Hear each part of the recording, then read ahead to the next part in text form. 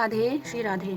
बोलो एकादशी माता की जय। तो आज भक्तों, आज एकादशी है, माघ मास और शुक्ल पक्ष। आज जया एकादशी है, तो आइए आपको जया एकादशी की कथा सुनाते हैं। बोलो एकादशी माता की जय। कृष्ण कन्हैया लाल की जय। माघ मास शुक्ल पक्ष जया एकादशी। कथा प्रारंभ करते हैं। युधिष्ठिर बोले, हे भगवान, आपने माघ माह की कृष्ण पक्ष की शर्तिला एकादशी का अत्यंत सुंदर वर्णन किया है। अब कृपा कर माघ माह के शुक्ल पक्ष की एकादशी की कथा का वर्णन कीजिए। इस एकादशी का नाम और इसके व्रत की क्या विधि है तथा इनके देवता कौन हैं?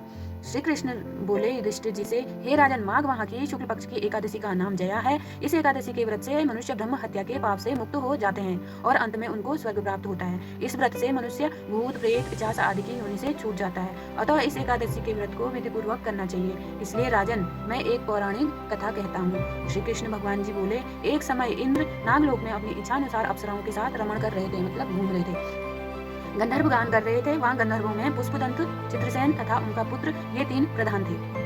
चित्रसेन की पत्नी का नाम मालिनी था। मालिनी से एक कन्या उत्पन्न हुई थी जो पुष्पवंती के नाम से विख्यात थी। पुष्पदंत गंधर्व के एक पुत्र था जिसका नाम माल्यवान था। माल्यवान पुष्पवंती के रूप को देखकर मोहित हो गया, काम बाण से चलायमान होने लगे। पुष्पवंती ने रूप, सौंदर्य, हाव भाव आदि द्वारा माल्यवान को वश में कर लिया था।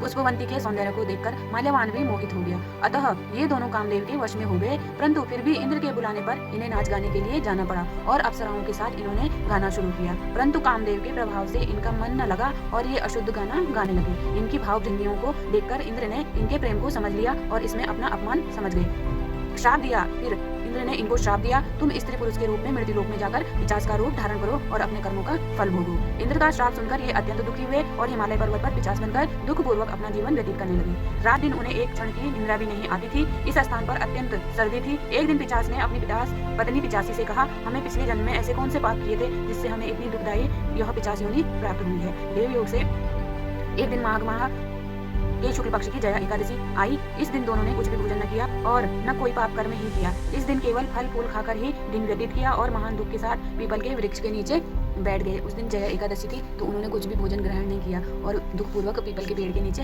बैठ गए। वह रात्रि इन दोनों ने एक दूसरे से चिपटकर बड़ी कठिनता से व्यतीत की, मतलब दिन भर कुछ भी नहीं खाया, फल फूल खाया और रात को भी कठिनता से उस सर्दी में उन्होंने अपना समय व्यतीत किया पीपल के पेड़ के नीचे। सर्दी के कारण उनको रात्रि में निद्रा भी नहीं आई। दूसरे दिन प्रातः काल होते ही भगवान के प्रभाव से उनकी पिशाच देह छूट गई और अत्यंत सुंदर अप्सरा और गंधर्व की देह धारण करके तथा सुंदर वस्त्रों तथा आभूषणों से अलंकृत होकर उन्होंने नागलोक को प्रस्थान किया।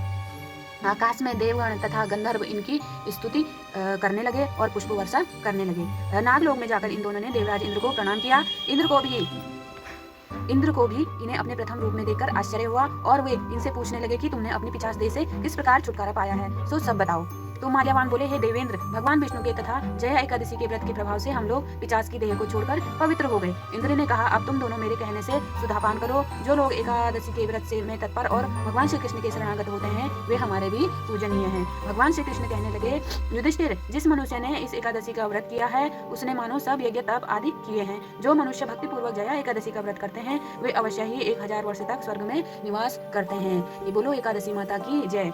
तो इससे हमें क्या सार मिलता है? कथा सार सुनिए। मतलब संगीत एक साधना है, एक विद्या है, इसमें पवित्रता आवश्यक है। फिर जिस सभा में अपने से बड़े गुरुजन आदि उपस्थित हों वहाँ प्राणी को संयम और मर्यादा बनाए रखनी चाहिए ताकि गुरुजनों का सम्मान बना रहे। गुरुजनों का अपमान करने वाला घोर नरक को भोगता है। बोलो एकादशी माता की जय। कृष्ण कन्हैया लाल की जय। तो भक्तों, इस तरह से आज की कथा समाप्त होती है और अब मिलते हैं अगली एकादशी में। बोलो कृष्ण कन्हैया लाल की जय। एकादशी माता की जय। बोलो श्री राधे श्री राधे।